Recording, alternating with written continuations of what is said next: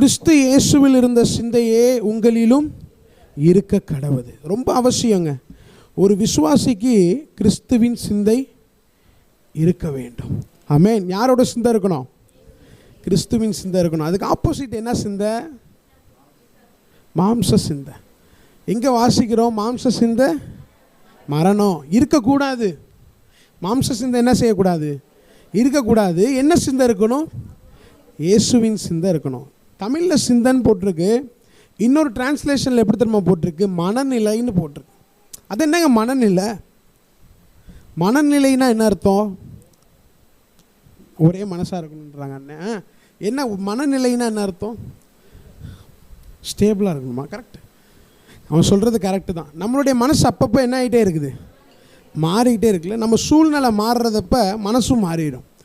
ஒரு காரியத்தை பாடும்போது நான் நல்லா உணர்ந்தேன். சரிங்களா? பாட்டு இங்கே எடுத்தது தான் 6:30 மணிக்கு மேலே எடுத்த பாடல் தான். ஆனால் எல்லா பாடல்லையும் ஒரு வார்த்தை இன்றைக்கி காமனாக வந்துச்சு தெரியுமா?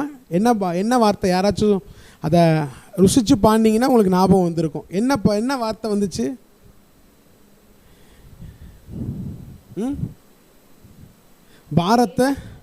பாரத்தை இறக்கி வைப்பேன்னு வந்துச்சு. ஒர்ஷி பாடல்லையும் அதான் வந்துச்சு, துதி பாடல்லையும் அதான் வந்துச்சு. அந்த வார்த்தையை தேடி பாடல் எடுக்கலை, பாடின பாடல்லாம் அந்த வார்த்தை வந்துச்சு. பாரத்தை என்ன செய்யணும்? இப்போ ஆவியானவர் யாருக்கோ சொல்கிறாரு, பாரத்தை நீங்கள் சுமக்காதீங்க, இறக்கி வைங்கன்னு சொல்கிறார். இறக்கி வச்சா யார் டேக் ஓவர் பண்ணுவா? அவர் டேக் ஓவர் பண்ணுவார். ரெஸ்பான்சிபிள் அவருடையது. ஏன்னா நீங்கள் இறக்கி வச்சிட்டீங்கல்ல, நீங்கள் கையை கழுவிட்டீங்க, அப்போ அவர் தான் பொறுப்பெடுத்தாகணும். உன் காரியத்தை அவர் வாய்க்க பண்ணுவார்னு வேதத்தில் வாசிக்கிறோம். எப்போ வாய்க்க பண்ணுவாராம்? எப்போ வாய்க்க பண்ணுவார்? அந்த வசனத்தை எடுத்து வாசிங்களேன். சங்கீதம் 37 தானே, 7:5 எடுத்து வாசிங்க.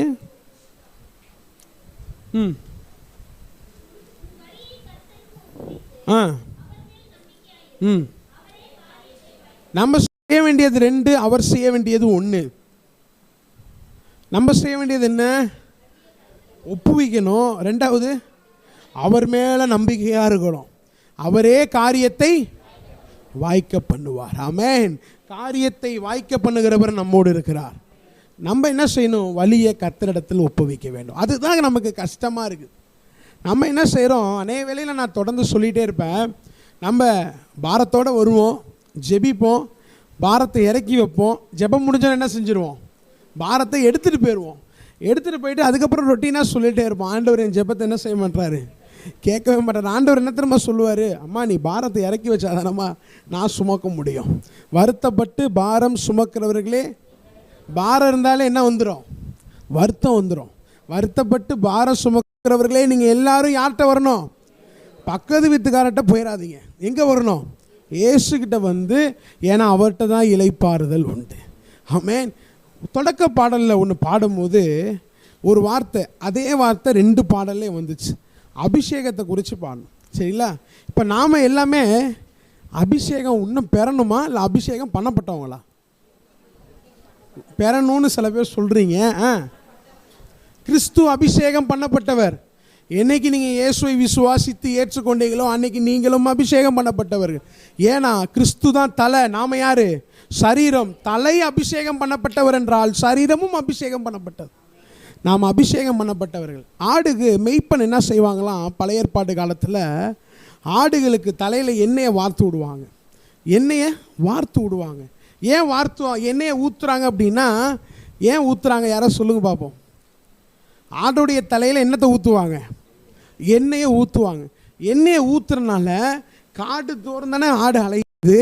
ஆனால் பாம்பு என்ன செய்யாதான்? ஆடை இந்த வாடையை பார்த்துட்டு என்ன ஆயிரும்? பாம்பு ஓடி போயிடும். அப்போ அது ஓடி போகிறதுக்கு காரணம் என்ன? அந்த எண்ணெய். இப்போ நீங்களும் நானும் அபிஷேகம் பண்ணப்பட்டவர். பிசாசு கை போட முடியாதுங்க நம்ம மேலே. ஆமென். ஹல்லேலூயா. பொல்லாங்கன் தொடவே முடியாதுங்க நம்மள. ஏனென்றால் கிறிஸ்து அபிஷேகம் பண்ணப்பட்டவர் என்றால் சரீரமாகிய நாமும் அபிஷேகம் பண்ணப்பட்டவர்கள் தான். பிசாசு தொடவே முடியாது. ஒரு வசனத்தை திருப்பியும் அந்த பிலிப்பியர் 2:5 செய்திக்குள்ளே கடந்து போகலாம். அந்த 2:5 திருப்பி வாசிங்களேன். கிறிஸ்து இயேசுவில் இருந்த சிந்தையே உங்களிலும் இருக்க கடவுது. அடுத்த வசனம் 6, 7, 8. அவர் தேவனுடைய ரூபமாயிருந்தும் தேவனுக்கு சமமாயிருப்பதை கொள்ளையாடின பொருளாய் எண்ணாமல் தம்மை தாமே வெறுமையாக்கி அடிமையின் ரூபம் எடுத்து. ஆமென்.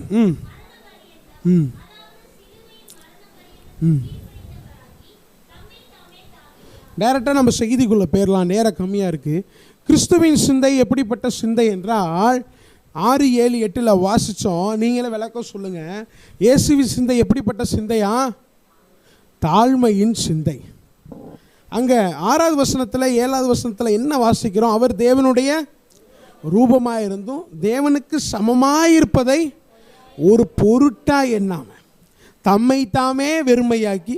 இயேசுவை யாரும் வெறுமையாக்குனாங்களா? இல்லை, அவரே வெறுமையாக்கி அடிமையின் ரூபம் எடுத்து மனுஷ சாயலானார். இங்கே நாம் எப்படி இருக்கிறோமோ இயேசு அப்படி தான் வந்தார் இந்த பூமிக்கு. மாம்சமும் இரத்தமும் உடையவாராக தான் யார் வந்தா? இயேசு வந்தார். இதை வாசிக்கும் போது இன்றைக்கி செய்தியெல்லாம் ப்ரிப்பேர் பண்ணலை, ஏன்னா காலையிலேருந்தே உடம்பு முடியாதனால செய்தி ப்ரிப்பேர் பண்ணலை. இருந்தாலும் ஆவியானவர் பேசிகிட்டு இருக்கிறாரு. இப்போ ஒரு கேள்வி மனதில் வந்தது, நமக்கும் இயேசுவுக்கு என்னங்க வித்தியாசம்? மனுஷ சாயலாக தானே இருந்தார் இயேசு, நமக்கு அவருக்கு என்ன வித்தியாசம்? ஒரே வித்தியாசம். என்ன வித்தியாசம் சொல்லுங்கள் பார்ப்போம்.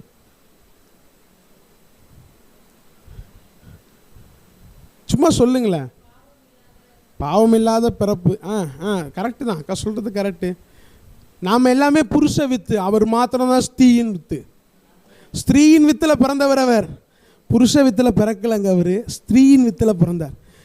உன் வித்துக்கும் அவள் வித்துக்கும் பகை உண்டாக்குவேன், அவர் உன் தலையை நசுக்குவார்னு எங்கே வாசிக்கிறோம்?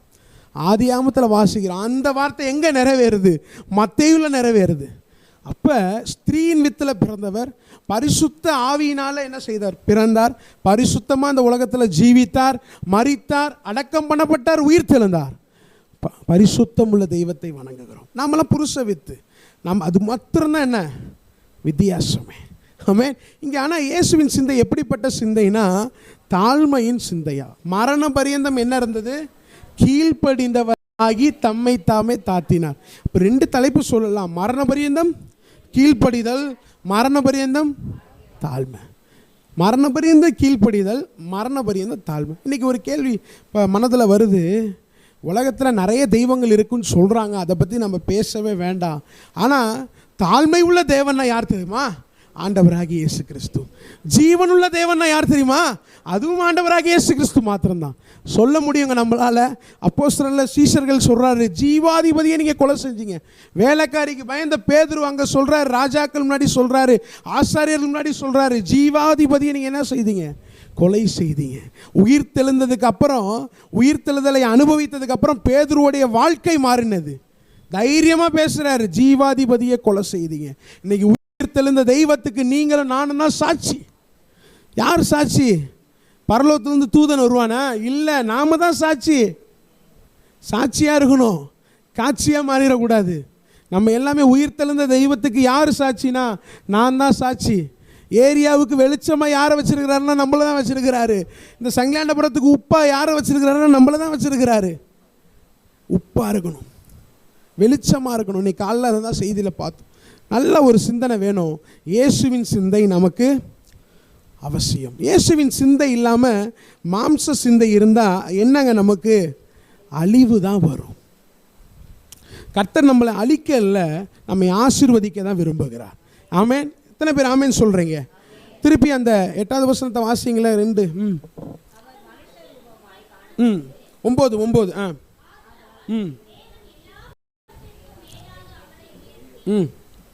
தாழ்மை எங்கே இருக்கோ அங்கெல்லாம் உயர்வு இருக்கும். தாழ்மைக்கு அடுத்து என்னத்தை வாசிக்கிறோம்? தம்மை தாமே தாழ்த்தினார்னு வாசிக்கிட்டு அடுத்த வசனத்தில் வாசிக்கிறோம், எல்லாவற்றிற்கும் மேலாக அவரை உயர்த்தி. தாழ்மை இருக்கிற இடத்துல உயர்வு வரும், உயர்வு தேடி வரும். ஏன்னா தாழ்மை உள்ளவன் உயர்த்தப்படுவான், பெருமை உள்ளவன் தாழ்த்தப்படுவான். வேதத்தில் அப்படி தான் வாசிக்கிறோம். தாழ்மை தாங்க உயர்வுக்கு அடைக்கலாம். இங்கே அழகாக வாசிக்கிற 9வது வசனத்தில் எல்லாவற்றிற்கும் மேலாக அவரை உயர்த்தி. அதனால் ஒரு காரியத்தை நீங்கள் நல்லா விளங்கிக்கணும். தாழ்மையுள்ள ஒரு வாழ்க்கை நம்மள்ட்ட இருந்துச்சுன்னா உயர்வு தன்னால் வரும். உயர்வு தன்னால் வரும். நீதிமொழிகள் எடுத்துக்கங்களேன். நீதிமொழிகள் 15ஆம் அதிகாரம் 33வது வசனத்தை வாசி கேட்கலாம்.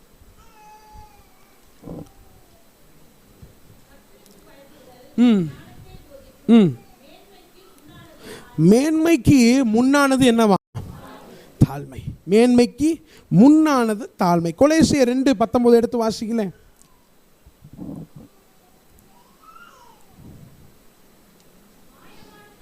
போதும். மாயமான ஆண்டவர் தாழ்மைன்னு சொல்லிட்டு அப்படியே விட்டுட்டாருன்னா நம்ம ஆட்கள் வந்து வேறு விதமாக நடப்பாங்கன்னு சொல்லி கொலேசியரில் பவுல் மூலியமாக எழுதி கொடுத்துட்டாரு. மாயமான தாழ்மை இருக்கக்கூடாது, தாழ்மையிலே மாய்மாலம் இருக்கக்கூடாது.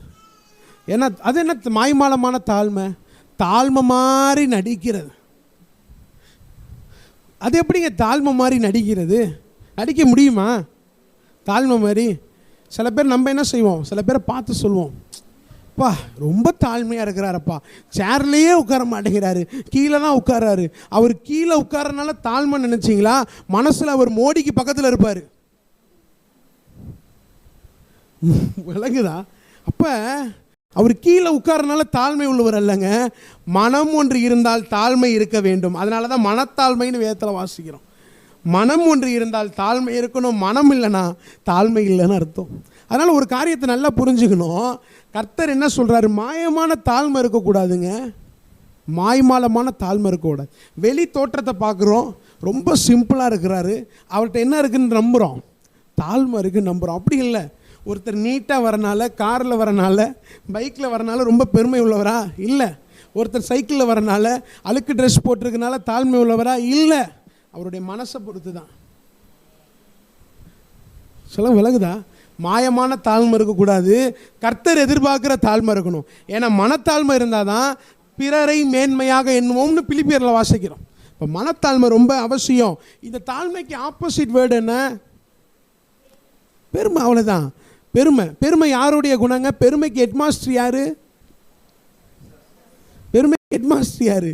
பிசாசு தான். எங்கே வாசிக்கிறோம்? ஏசாயாவில் வாசிப்போம்னு நினைக்கிறேன். இங்கே அந்த பகுதி எடுங்களேன். வீழ்ந்து போனார் மாப்பிள்ளை மாடியிலிருந்து. இங்கே ஏசாயாவில் 14:12 எடுத்து வாசிங்க. ம் ம் ம் ம் ம் ம் நல்லா சிந்திங்க. பெருமை வந்ததுனால என்ன ஆயிடுச்சு? வீழ்ந்து போயிட்டான் பிசாஸ். அதை வச்சு தான் மனுக்குலத்தையுமே டார்கெட் பண்ணான். கரெக்டு தானே? பழத்தை பார்க்க வச்சான். இந்த பழத்தை நீங்கள் சாப்பிட்டீங்கன்னா எப்படி ஆயிடுவீங்க? தேவர்களை போல ஆவீங்கன்னு சொல்கிறான். இதை புகுத்துறான் பார்த்தீங்களா மனுக்குலத்துக்குள்ளே? பாவமே என்ன தெரியுமா? கீழ்ப்படிதல், கீழ்ப்படியாமைன்னு சொல்கிறோம். பார்வை இச்சை பார்க்குறாங்க, அழகாக இருக்குது, சாப்பிட்டா தேவனை போல் மாறிடுவோன்னு நம்ம பிடுங்கிட்டான், சாப்பிட்டுட்டான். உலகத்தில் என்ன வந்துருச்சு? மரணம் வந்துருச்சு. பெருமையை புகுத்துறான் இதுக்குள்ளே, மனுக்குலத்துக்குள்ளே. ஒரு காரியத்தை நல்லா புரிஞ்சுக்கணும். பெருமையோட ஹெட்மாஸ்டர் யார்? பிசாசு. எனக்குள்ளே பெருமை இருந்துச்சுன்னா என்னுடைய ஹெட்மாஸ்டர் யார்? பிசாசை பற்றி நான் பேசலை, இருந்தாலும் நீங்கள் சொல்கிறதுனால சொல்கிறேன். சரிங்களா? நம்மளுடைய ஹெட்மாஸ்டர் யாருன்னு பார்க்கணும். ஓகே, இன்னொரு வசனத்தை வாசிங்களேன்.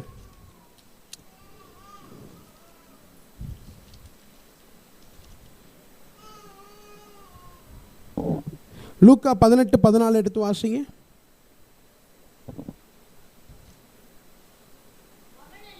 ம் ம் ம் தன்னை உயர்த்துகிறவன் எவனும் தாழ்த்தப்படுவான். உயர்வுக்கு என்ன வேணும்? தாழ்மை வேணும். இங்கே 2 பேரை பார்க்குறோம். 2 பேருமே எங்கே இருக்கிறாங்க? ஒருத்தர் சபைக்குள்ளே இருக்கிறான், ஃபர்ஸ்ட் ரோவில் உட்காந்துருக்கிறாரு. இன்னொருத்தர் வாசலில் உட்காந்துருக்காரு. 2 பேருக்கு என்ன வித்தியாசம்? 2 பேருமே ஜெபம் பண்ணுறாங்க. இவருடைய ஜெபம் எப்படி இருக்குது? சும்மா சொல்லுங்களேன். அநியாயக்காரர், பரிசேயர், அந்த வார்த்தையை வாசிங்க. 2 மனுஷர்கள் ஜெபம் பண்ணும்படி சபைக்கு போகிறாங்க. போகிற நோக்கம் நல்ல நோக்கம். எந்த நோக்கத்துக்காக போகிறாங்க? ஜெபம் பண்ண. நம்ம கூட எதுக்கு போகிறோம்? ஞாயிற்றுக்கிழமை கடமையை முடிக்கணும்னு போவோம். சபை போகிறதில், சபை கூடி வரதில் ஒரு கடமையாக மாற்றிக்கிட்டு இருக்கிறோம். இன்றைக்கி ஜெப குறிப்பில் ஜோசுவா சொல்லும்போது என்ன சொன்னான்? விசுவாசிகள் குறித்த நேரத்துக்கு வரணும்னு ஒரு குறிப்பு வைக்கணுன்னே அப்படின்னு என்கிட்ட கேட்டான். இப்போ சபை கூடி வரதுல ஒரு கடமையாக மாற்றிக்கிட்டு இருக்கிறோம் நம்ம. ஆனால் இங்கே 2 பேர் என்ன பண்ணுறாங்க, ஜெபம் பண்ணுறதுக்காக சர்ச்சுக்கு போகிறாங்க. ஒரு நல்ல நோக்கங்க. ஒருத்தர் பரிசேயன், மற்றவன் ஆயக்காரன். ம் ம் ம் ம் ம் ம்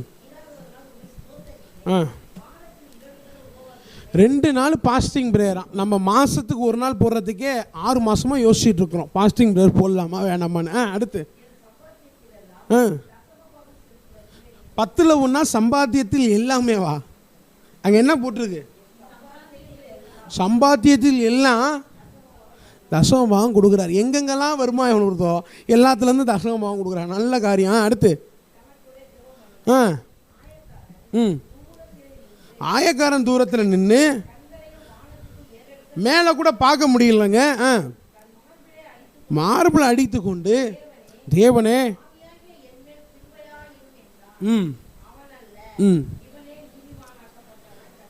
கர்த்தருடைய பார்வை என்ன? நம்மளுடைய இப்போ நாம் அந்த இடத்துல இருக்கிறோம்னு வச்சுங்க. முன்னாடி ஒருத்தர் ஜெபம் பண்ணிட்டு இருக்கிறாரு, கதவுட ஒருத்தர் ஜெபம் பண்ணிட்டு இருக்கிறாரு, நீங்கள் நடுவில் உட்காந்துருக்கிறீங்க. இப்போ உங்களுடைய பார்வையில் யார் நீதிமானாக இருந்திருப்பா? பரிசேயன். ஜிப்பா போட்டு நீட்டாக வந்திருப்பார், முன்னாடி உட்காந்து ஜெபம் பண்ணிட்டு இருந்திருப்பார். அவர் தான் இன்றைக்கி பிரசங்கமாக இருந்திருக்கும், அவர் தான் இன்றைக்கி அப்பிரசமும் கொடுப்பாரு.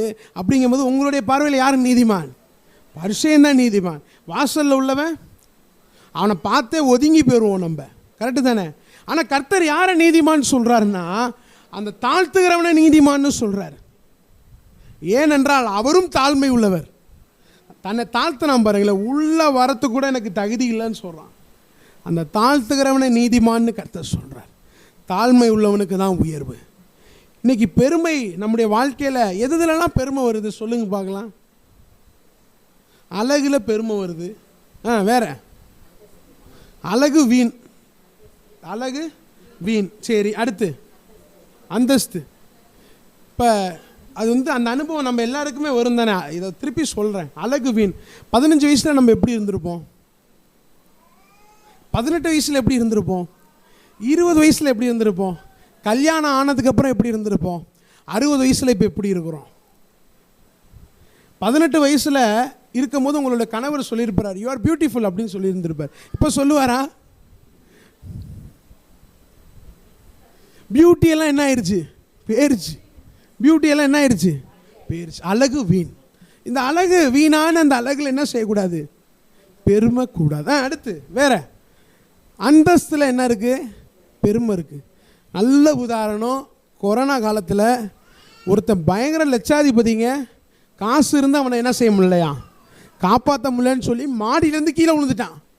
காசு இருந்து காப்பாற்ற முடியல. ஆண்டவர் காட்டினார், எல்லாத்தையும் என்ன பண்ணிட்டார்? வெளிச்சம் போட்டு காட்டிட்டார். ஒரு சூழ்நிலையை அனுமதித்து வெளிச்சம் போல காட்டிட்டார். காசு இருந்து ஒருத்தனும் பிழைக்க முடியாது, நான் இருந்தால் தான் பிழைக்க முடியும்னு காட்டிட்டார். ஆமென். கர்த்தர் இருந்தால் மாத்திரம்தான் பிழைக்க முடியும். நம்மை பிழைக்க வைத்தவர் நம்முடைய ஆண்டவர் தான். இனியும் பிழைக்க வைக்க போகிறவர் நம்ம ஆண்டவர் தான். அவர் நம்மோடு இருக்கிறார். இப்போ அந்தஸ்தும் வீண். வேற படிப்பு. படிப்பு உடனே பசங்க சைட்லேருந்து வீணுன்ட்டாங்க. படிப்பு வீண். ஏன்னா படிப்பு தான் கஷ்டமாக இருக்குது. படிப்பு வீண். வேற என்ன வீண்? பதவி வீண். பதவியெல்லாம் வீணுங்க. ஏன்னா பிசாசே ஒரு பெரிய பதவியில் தான் இருந்தான். ஆண்டவர் ஒரு பெரிய பதவியை கொடுத்துருந்தார். நம்ம ஆண்டவர் பதவியை கொடுத்து அழகு பார்க்குறவருங்க. நம்ம ஆண்டவர் பிசாசு அழகு தான் பார்த்தாரு. அவன் தான் என்ன பண்ணான், இன்னும் ஒரு ஹை பொசிஷனுக்கு போவேன்னா கீழே இறக்கி விட்டார். பதவியும் வீண். வேற எதெல்லாம் பெருமை பாராட்டுறோம்? ஜாதி, அதுவும் வீண் தான். ஏன்னா ஆண்டவருடைய பார்வையில் ஒரே 2 ஜாதி தான். என்ன ஜாதி? பரிசுத்த ஜாதி, இன்னொன்று பாவ ஜாதி. இயேசுவை விசுவாசித்து ஏற்றுக்கொண்டவர்கள் பரிசுத்த ஜாதி.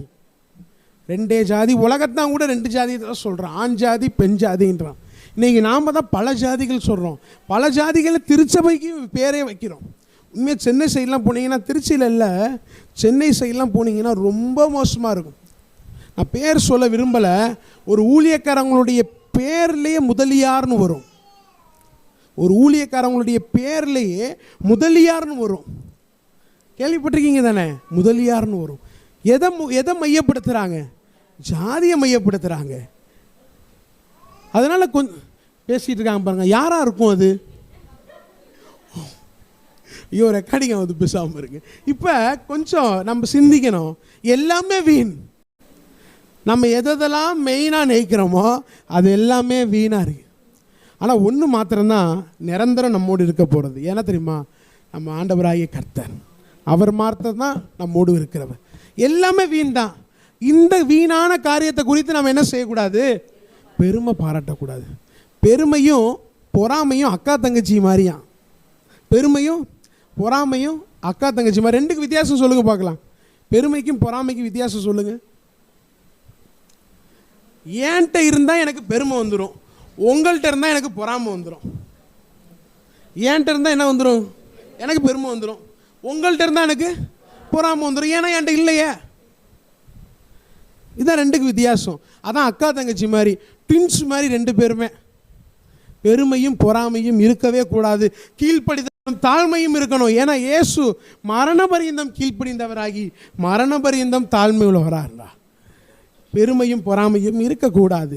சரி, இன்னைக்கு தாழ்மை எப்போ வரும், எப்படி வரும்னு சொல்லி சில உதாரணங்களை பார்த்துட்டு நம்ம நிறைவு செய்யலாம். ஏசாயா 6ஆம் அதிகாரம் 1 முதல் 5 வசனத்தை வாசிக்கலாமா?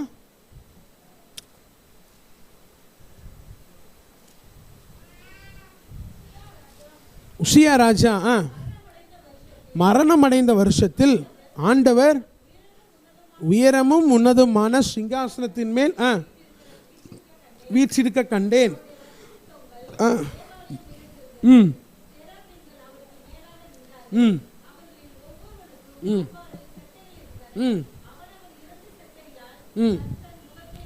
தன் முகத்தை மூடி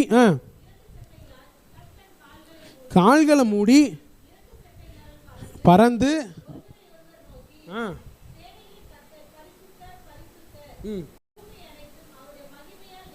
நிறைந்திருக்கிறது என்று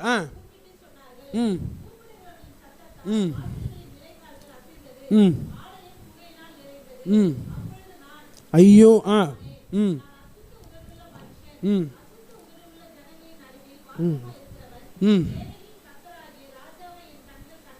ஏங்க இங்க யாரை குறித்து வாசிக்கிறோம்? ஏசாயாவை குறித்து வாசிக்கிறோம். பெரிய தீர்க்கதரிசி யாரு? ஏசாயா. ஆனால் இந்த ஏசாயா எப்படி தாழ்த்துறாரு பாருங்களேன். இந்த தாழ்மை எப்படி வந்துச்சு ஏசாயாட்ட? இதுக்கு முன்னாடி பயங்கரமாக பேசிகிட்டு இருந்தவர். இதுக்கு முன்னாடி பயங்கரமாக பேசிகிட்டு இருப்பார். 1 முதல் 5 அதிகாரம் நீங்கள் வீட்டில் போய் வாசிச்சு பார்த்தீங்கன்னா எல்லாரையும் ஐயோ ஐயோம்பார். ஆனால் 6ஆவது அதிகாரத்தில் தன்னை ஐயோ ஐயோங்கிறார். என்ன தெரியுமா வித்தியாசம்? உசியா ராஜாவை பார்த்தாரு, பிறர் ஐயோன்னாரு. இயேசுவை பார்த்தாரு, தன்னை ஐயோன்ட்டார். உசியா ராஜா மரணமடைந்த வருஷத்தில் இயேசுவை பார்க்குறாரு. இயேசுவை பார்த்தோன்னே தன்னை ஐயோன்னு சொல்கிறாரு. இன்னொரு உதாரணம் கூட சொல்கிறேனே, 5:8 வாசிங்களேன். ஏசாயா 5:8. எத்தனை இந்த நிருபத்தில் அப்படியே சொல்லிக்கிட்டே வருவார். 5:8.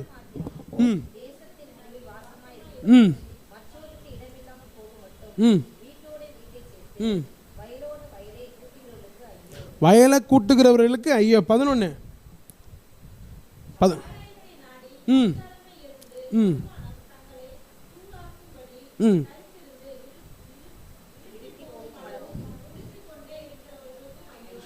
20வது வசனம் 19, 20 சொல்லுங்க.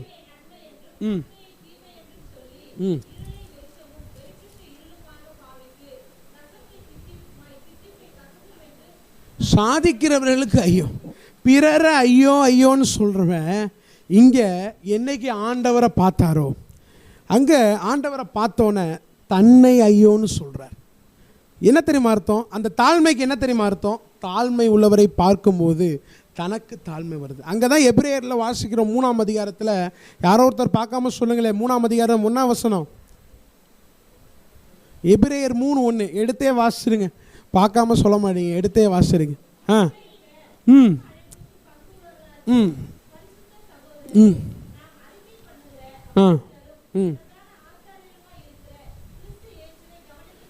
கிறிஸ்து இயேசுவை கவனித்து பார்த்தா தாழ்மை வரும். தாழ்மை உள்ளவரை கவனித்து பார்த்தா தாழ்மை வரும். ஆமென், ஹல்லேலூயா. அதனால தாழ்மை வர, ஏசாயாக்கு தாழ்மை வர என்ன தெரியுமா காரணம்? ஆண்டவரை பார்த்தார். சிங்காசனத்தில் வீட்டிருந்த அந்த ஆண்டவரை பார்த்தார். அந்த கேருபீன்கள் சேராபீன்கள் கண்களை மூடி பாதத்தை தூக்கி சிறடிச்சு சேனைகளின் கர்த்தர் பரிசுத்தர் பரிசுத்தர் பரிசுத்தர், அந்த பரிசுத்தம் உள்ள தெய்வத்தை பார்க்கும்போது நான் ஒன்றுமே இல்லைன்னுங்கிறத என்ன செய்கிறார்? அறிக்கை செய்கிறார். ஐயோ ஆண்டவரே நான் அதமானேன்னு சொல்கிறாரு பாருங்களேன். தாழ்மை வருது. எப்போ தெரியுமா தாழ்மை வரும்? கர்த்தரை பார்த்தா தாழ்மை வரும். ஆமென். நம்முடைய ஆண்டவர் எப்படிப்பட்டவர்? அவர் தாழ்மை உள்ளவர்னு சொன்னேன், ஆனால் அவருடைய ஜீவியமே தாழ்மை தான். எங்கள் பிலிப்பியரில் அப்படி தான் வாசிக்கிறோம். மரண பரியந்தம் என்ன பண்ணாராம்? தாழ்மை உள்ளவராக இருந்தார். பிறப்பு தாழ்மை, ஊழியம் தாழ்மை, இறப்பு தாழ்மை, ஜீவியமே தாழ்மை. உலகத்தில் ஒரே ஒருத்தர் மாத்திரம்தான் பெற்றோரை சூஸ் பண்ணி பிறந்தார். யார் அது? இயேசு மாத்திரம்தான். கரெக்டு தானே? பெற்றோரை சூஸ் பண்ணி பிறந்தார். அந்த ஒரு ஆப்ஷனை நம்ம கொடுத்துருந்தா நம்மளாம் என்ன செஞ்சுருப்போம்? ஊரே அம்பானி வீட்டில் தான் இருக்கும். அம்பானி வீடு தான் பெரிய வீடாச்சே, அதான் பல ஃப்ளோர் இருக்கு, எல்லாமே அங்கே தான் சுற்றிக்கிட்டு இருப்பான். கொஞ்சம் சிந்திச்சு பாருங்களேன். இயேசு தான் பெற்றோரை சூஸ் பண்ணி பிறந்தவருங்க. யாரை சூஸ் பண்ணார் தெரியுமா? தச்சனை சூஸ் பண்ணார். சாதாரண ஒரு கன்னி மரியாதை சூஸ் பண்ணார். நாமளாம் தான் அப்படி சூஸ் பண்ணியிருப்போமா? ஒரு ராஜா வீட்டில் தான் பிறந்திருப்போம், ராஜா வீட்டில் கண்ணுக்குட்டியாக இருந்திருப்போம். ஆனால் ஆண்டவருடைய தெரிந்து கொள்ளுதலை பாருங்களேன், ஒரு சாதாரண பெற்றோர். சரி, அடுத்து இடத்தையும் அவர் தான் சூஸ் பண்ணுறாரு. எந்த இடத்த சூஸ் பண்ணுறாரு? நாமளாம் தான் எங்கே சூஸ் பண்ணியிருப்போம்? திருச்சியெல்லாம் ரொம்ப வெயில் அடிக்குது, அதனால் என்ன பண்ணியிருப்போம்? காஷ்மீர் போயிருப்போம். ஆனால் ஆண்டவர் எங்கே திரும்ப சூஸ் பண்ணார்? ஊருக்கு ஒதுக்குப்புறம் மாட்டு தொழுவத்தின் முன்னணியில் பெரிய பெரிய ஈ இருக்கும். மாடு எங்கெங்கெல்லாம் இருக்கும் அங்கெல்லாம் பெரிய பெரிய ஈ இருக்கும். சின்ன ஈ. இந்த மே மாதம் ஆனால் ஊரில் மாம்பழம் சீசன் அதிகமாகிடுது. ஈகள்லாம் அன்றைக்கி தான் என்ன ஆயிடுது? ஈயோடைய ஜென்ரேஷன் பெருகிடுது. ஒரு வீட்டுக்குள்ளே ஒரு 10 ஈ பூந்துருச்சு. எனக்கு பயங்கரமான டென்ஷன். என்னடா அந்த 10 ஈ சுற்றிக்கிட்டே இருக்குது, மாம்பழமே வாங்கலை ஆனால் வீட்டுக்குள்ளே ஈ சுற்றிக்கிட்டு இருக்குதா அப்படின்ட்டு. பக்கத்து வீட்டில் மாம்பழம் வாங்கினதுக்கு இந்த வீட்டுக்குள்ளே வந்து சுற்றிக்கிட்டு இருக்கு அப்படின்ற மாதிரி ஒரு எண்ணம். ஆனால் மாடு இருக்கிற இடத்துல பெரிய பெரிய ஈ இருக்குங்க. இயேசு அந்த இடத்த சூஸ் பண்ணார். ரெண்டாவது, அவர் எந்த ஊரில் பிறந்தார்? பெத்லகேமில் பிறந்தார். அவர் எங்கே வளர்ந்தார்? நாசரேத்தில் வளர்ந்தார். ஒரு யோவான் 1 யார் சொல்கிறாரு? அவர் பேர் என்ன? யோவான் 1 திடீர்னு ஞாபகம் வருது. நாசரேத்தில் நன்மை வருமோ? ஏன்னா நாசரேத்துங்கிறது குக்கிராமம். குக்கிராமம்னா ஒரு 8 வீடு உள்ள ஏரியான்னு வச்சுக்கோங்க. ஒரு சின்ன ஏரியாவில் காம்பேக்டான ஒரு இடத்துல இயேசு பிறகுறாரு. நாமளாம் தான் அப்படி போவோமா? மும்பை பெரிய ஏரியா, அதில் ஒரு குக்கிராமம் மாதிரி இருக்குமா.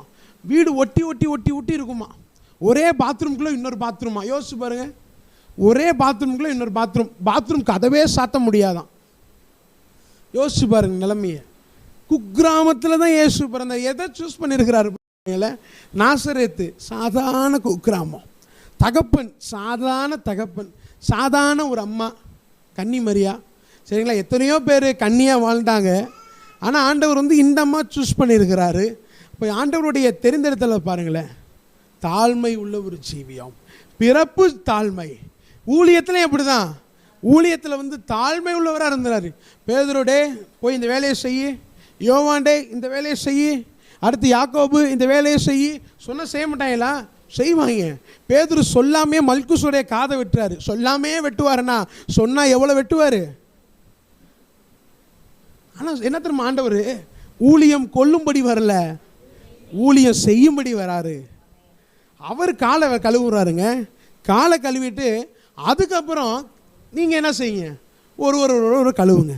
போதகராகிய நானே உங்கள் கால்களை கழுவினது உண்டானால் நீங்கள் கழுவுங்கன்றார். வாழ்ந்து காண்பித்த ஒரு தெய்வம். அதனால தான் மத்தேயு 5 சொல்கிறாரு, நம்ம எல்லாமே பிரசங்கம் பண்ணுறோம் தான், ஆனால் பிரசங்கம் பண்ணுறவங்களுக்கு ஆண்டவர் சொல்கிறாரு, கை கொண்டு போதிக்கிறவன் தான் யாராம்? பரலோக ராஜ்யத்தில் பெரியவனாக இருப்பான் அப்படின்றாரு. கை கொள்ளாமல் போதிச்சா பரலோக ராஜ்யத்தில் சின்னவனாக இருப்பானா? கேள்வி வருது தானே. என்னவா இருப்பான்? கை கொண்டு போதிக்கிறவனாக இருக்கணும். ஏன்னா நம்முடைய ஆண்டவர் வாழ்ந்து காண்பிக்கிறவராக இருந்தார். வாழ்ந்து காண்பிச்சாருங்க. இன்னைக்கு நானும் நீங்களும் இந்த உலகத்துக்கு எப்படி இருக்கிறோம்? வெளிச்சமாக இருக்கணும், வசனத்தை வாழணும், வசனத்தின்படி வாழணும், வாழ்ந்து இயேசுக்குள்ளே ஜனங்களை கொண்டு வரணும். அதுக்காக தான் கர்த்தர் நம்மளை வச்சிருக்கிறார். அடுத்து ஊழியத்தில் தாழ்மை. போகிற இடமெல்லாம் என்ன செய்கிறாங்க? இயேசுவை என்ன செய்கிறாங்க? கல் எடுத்து அடிக்க போகிறாங்க. நாமளாம் தான் என்ன செஞ்சுருப்போம்? ஆண்டவர் சர்வ வல்லமை உள்ளவர். நாமளாம் தான் என்ன செஞ்சுருப்போம்? சும்மா சொல்லுங்களேன். ஆண்டவர் பேசிகிட்டு இருக்கிறாரு, பேசுகிறது பொறுக்க முடியாமல் என்ன செய்கிறான்? கல் எடுக்கிறான். நாமளாம் தான் என்ன செஞ்சுருப்போம்? பவர் அப்படியே நின்றுட்டுருப்பான். கல்லை எடுத்துகிட்டு அப்படியே நின்றுட்டு இருந்திருப்பான். யோசிச்சு பாருங்களேன். செஞ்சுருப்போமா? செஞ்சுருக்க மாட்டோமா? நீங்கள் நிறைய பேர் செய்கிறாங்களே ஃபயர், நம்மளாம் தான் செஞ்சுருப்போம், கண்டிப்பாக செஞ்சுருப்போம். ஆனால் ஆண்டவர் அப்படிலாம் செஞ்சாரா? ஒன்றுமே சொல்லலைப்பா, ஒன்றுமே சொல்லலை. அந்த இடத்த விட்டு போயிட்டார், அவ்வளோதான். அந்த இடத்துக்கு திரும்பி போக மாட்டார், நைட் டைம் தான் போவார். சர்வ வல்லமை உள்ள தெய்வம் தம்மை தாமே தாழ்த்தி இந்த பூமியில் ஜீவித்தார். தாழ்மை உள்ளவரை பார்க்கும்போது தாழ்மை வரும். நம்ம ஆண்டவரை சரியாக பார்க்குறோமா அப்படின்னு தான் யோசனை. ஏன்னா பேதுரு அழகாக பவுல் சொல்லுவார், நான் பிரசங்கிக்காத வேற ஒரு இயேசுவை நீங்கள் கேட்டுட்ருக்கிறீங்கன்னு நினைக்கிறேன். எங்கே அந்த பகுதி எங்கே இருக்குது? கலாத்தியரில் இருக்குது. அந்த பகுதியை வாசிங்களேன். கலாத்தியரில் எங்கே இருக்குது? 1ஆம் அதிகாரம். வேறொரு சுவிசேஷம் இல்லையே.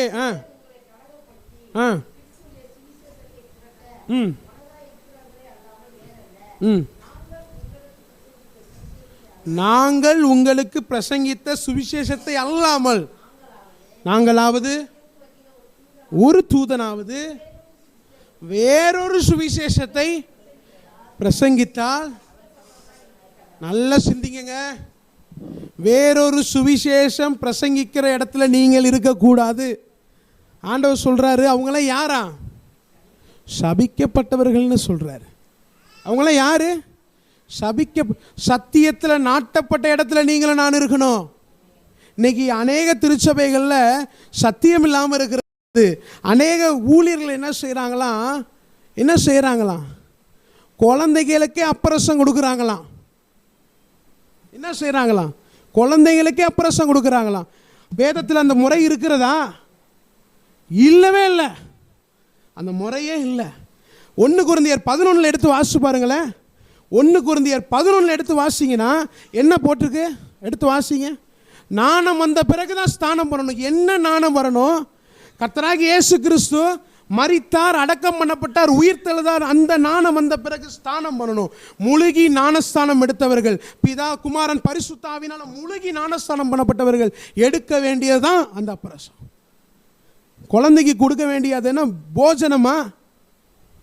வாரந்தோறும் அப்பரசம் எடுக்கணும். கூடி வரும்போதெல்லாம் என்ன செய்யணும்? அப்பம் பிற்கப்படணும். மாதத்தில் ஒரு முறை எடுக்கிறதா? அது இல்லை. மாதத்தில் ஒரு முறை எடுக்கலாமா? அதில் 1 கொரிந்தியர் 11 முழுக்க வீட்டில் போய் வாசிச்சு பாருங்களேன். மரணத்தை தெரிவிக்கிறார்கள்னு இருக்கு. அதை எடுக்கும் போதெல்லாம் நான் ஆண்டவருடைய மரணத்தை தெரிவிக்கிறேன். இயேசு எனக்காக தான் வந்தார், எனக்காக தான் மரித்தார், எனக்காக தான் உயிர் திறந்தான்னு சொல்லி அவருடைய மரணத்தை நான் தெரிவிக்கிறேன். அப்போ நான் வாரந்தோறும் கூடி, ஆராதனையுடைய முழுமையை அப்பரசம் தான். அப்போ நான் கூடி வரும்போதெல்லாம் அப்பம் பிற்க வேண்டும். அது மாதத்துக்கு ஒரு முறை எடுக்கிற விஷயம் அல்ல. லட்ச பேர் உள்ள சபையில் கூட வாரந்தோறும் கொடுக்குறாங்க. தினமும் கொடுக்குற சபைகளும் உண்டு. சத்தியம் தெரிந்த ஊழியர்கள் சத்தியமாக செய்வாங்க.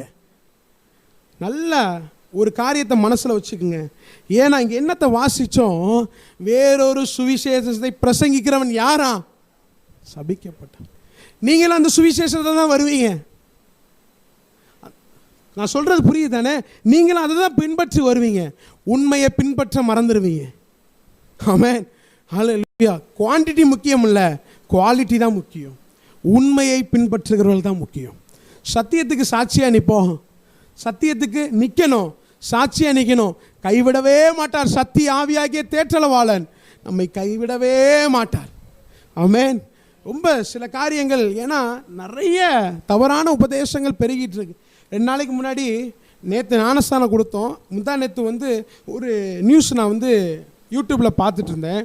அதில் ஒரு காரியம் போட்டிருக்கு. பிதா குமாரன் பரிசுத்த ஆவினால மத்தேயு 28 ஞானஸ்தானம் எடுக்க சொல்லப்பட்டிருக்கு. அப்போஸ்தலரில் பேதுரு எந்த நாமத்தில் கொடுக்குறாரு? இயேசுவின் நாமத்தில் ஞானஸ்தானம் கொடுப்பார். இப்போ ஒரு கேள்வி, பிதா குமாரன் பரிசுத்த ஆவி நாமத்தினால ஞானஸ்தானமா, இயேசுவின் நாமத்தினால ஞானஸ்தானமா? அப்புறம் ஏன் பேதுரு மாற்றி கொடுத்தாரா? எந்த நாமத்தில் எடுக்கிறோன்னு முக்கியம் இல்லை, எடுக்கிறவங்க விசுவாசமாக இருக்கிறாங்க தான் முக்கியம். எந்த நாமத்தில் வேணாலும் எடுக்கலாங்க, யார் வேணாலும் கொடுக்கலாங்க, எடுக்கிறவங்க விசுவாசமாக இருக்கணும். அப்போ தான் அது உண்மையான ஞானஸ்தானம். இல்லை என்றால் அது வெறும் ஸ்தானம், அவ்வளோதான். காலையில் குளித்தா சாயந்தரம் குளிச்சுட்டோம், அவ்வளோதான்.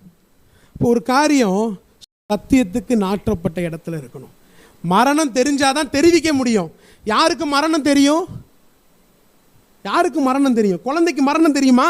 இயேசுவோட மரணம் தெரியணும். இயேசுவோடைய மரணம் தெரியணும். இயேசு இந்த உலகத்துக்கு வந்தாருங்கிற அறிவு இருக்கணும். அதுக்கப்புறம் தான் எடுக்க வேண்டியது. அது மரணத்தை தெரிவிக்கிறவர்கள். நம்மை நாமே நிதானித்து அறிகிற வயசு எப்போ வருங்க? லிபிக்கும் அவனுக்கு வந்துருமா நிதானிக்கிற வயசு? பச்சை மிளகா கொடுத்தா கூட சாப்பிடுவான், கரெக்டு தானே? பச்சை மிளகா கொடுத்தா சாப்பிடுவான். நம்ம சாப்பிடுவோமா? நம்ம நிதானித்து பார்க்குறோம். நிதானிக்கிற வயசு. நம்மை நாமே நிதானித்து அறிந்தால் நாம் நியாயம் தீர்க்கப்படும் வாசிக்கிறோம். இப்போ நிதானித்து அறியலைன்னா என்ன அர்த்தம்? நியாய தீர்ப்பு வருங்க. இப்போ அந்த குழந்தைங்களுக்கு இந்த குழந்தைங்களுக்கு அப்புறம் கொடுக்கும்போது நிதானிக்காமல் இந்த குழந்தைங்க எடுக்குது, என்ன வரும்? உலகத்தோட ஆக்கினைக்குள்ளாக தீர்க்கப்படாதபடி கர்த்தராலே சிட்சிக்கப்படுகிறோம். சிலர் பலவீனர்களும் வியாதியஸ்தரமாக இருக்கிறாங்க. எதுக்கு காரணம்? அதை எப்படி எடுக்கணும்னு தெரியல. நல்ல ஒரு காரியத்தை புரிந்து கொள்ளணும். சத்தியத்திற்கு நாட்டப்பட்ட இடத்துல இருக்கு. கர்த்தர் அதை தான் எதிர்பார்க்கிறார். அதுக்காக தான் உங்களை என்னைய வச்சிருக்கிறார். ஆமென். ஒரு வசனத்தை வாசி நிறைவு செய்வோம்.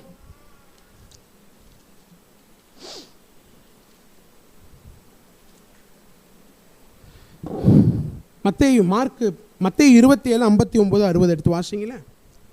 மத்தேயு 27:59-60. யோசேப்பு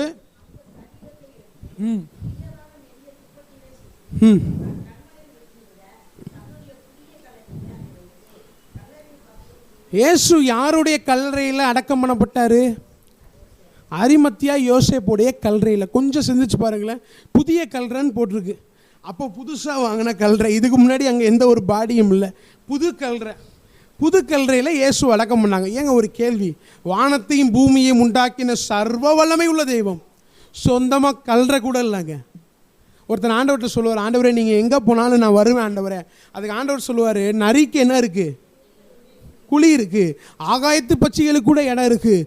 மனுஷகுமாரனுக்கோ தலை சாய்க்க இடம் இல்லை. எங்க சர்வத்தையும் படைச்சவர் தலை சாய்க்க இடமில்லாத இடத்துல பிறந்தாராம். இடமில்லாத இடம். தாழ்மை உள்ள ஜீவியம். பிறப்பு, இயேசுவோட பிறப்புக்கு அப்புறம் பலி செலுத்த போகிறாங்க. அவங்களுடைய பெற்றோர் என்னத்தை பலி செலுத்தினாங்க? இளங்காட்டு கடாவையை பலி செலுத்தினாங்க. சாதாரண காட்டுப்புறா. ஒரு புவர் ஃபேமிலியில் இயேசு பிறந்தார். ஏங்க அப்படி சூஸ் பண்ணாருன்னா நமக்கு முன்மாதிரியாக வச்சுட்டு போகிறாருங்க. தாழ்மை உள்ள ஜீவியம். 30 வருஷம் குடும்பத்தில் தான் இருந்தார். அந்த அளவுக்கு தாழ்மை உள்ள ஒரு ஜீவியம். 3 வருஷம் ஊழியத்திலையும் தாழ்மையை காண்பிச்சார். மரணம் வரையும் தாழ்மை உள்ளவராய் இயேசு இந்த பூமியில் வாழ்ந்தார். ஆமென். ஹல்லேலூயா. இன்னைக்கு இயேசுவை பார்க்கும்போது என்ன வரும்? தாழ்மை வரும். ஆமென். இயேசுவை பார்க்கும்போது தான் தாழ்மை வரும். கண்களை மூடுவோமா? கண்களை மூடி கர்த்தரை நோக்கி பார்க்கலாம். நேரம் ஆயிடுச்சு. பரிசுத்தமுள்ள தெய்வமே, அப்பா உம்மை துதிக்கிறோம், நன்றி செலுத்துகிறோம். எங்களோடு பேசுகிற தெய்வம் ஆண்டவரே, தாழ்மை உள்ளவராய் இந்த பூமியில் நீர் வாழ்ந்தீர். அதற்காக உமக்கு நன்றி ஆண்டவர். உம்மை பார்க்கும்போது எங்களுக்கு தாழ்மை வரும் ஆண்டவரே. உம்மை நோக்கி பார்க்க தெய்வம் கிருபை செய்வீராக. எங்களை பலப்படுத்துவீராக. தெய்வம் எங்களை நடத்துவீராக. ஆண்டவர், வந்திருக்கிற ஒவ்வொரு பிள்ளைகளையும் கர்த்தர் ஆசீர்வதிங்க. ஆமென். எல்லா குறைவுகளையும் நிறைவாய் கர்த்தர் மாற்றுவீராக. எல்லா குடும்பங்களையும் கரத்தில் பொறுப்படுத்திக் கொள்கிறோம். கர்த்தர் நடத்துங்க. இயேசுவின் மூலம் துதிக்கிறோம் நல்ல தகப்பனே. ஆமென், ஆமென்.